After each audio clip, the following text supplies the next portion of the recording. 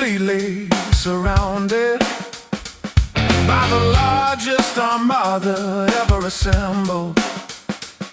It will only get bigger, and the shock to them will be like nothing they have ever seen before. Commodore Orange is lashing out, an ill-informed oaf who loves to shout. If he doesn't go tackle, we'll start up a war with naval attacks on Venezuela's shore.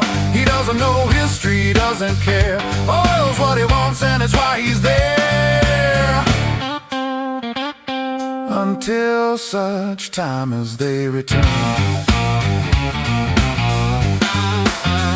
All of the oil, land, and other assets that they previously stole from us. The illegitimate Maduro regime is using oil from stolen fields to finance themselves. Commodore Orange is lashing out, an ill-informed oaf who loves to shout. If he doesn't go tackle, he'll start up a war with naval attacks on Venezuela's shore. He doesn't know history, he doesn't care. Oil's what he wants and it's why he's there.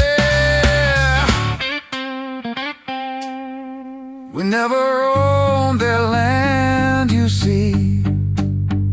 For Commodore Orange, geography is just formality.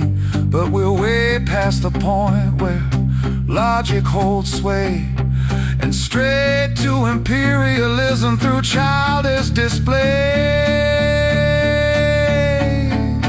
Commodore Orange is lashing out, an ill-informed oaf who loves to shout. If he doesn't go tackle, he'll start up a war with naval attacks on Venezuela's shore.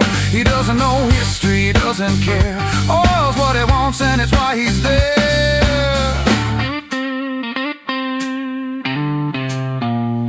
America will not allow a hostile regime to take our oil, land, or any other assets, all of which must be returned to the United States immediately. Thank you for your attention to this matter.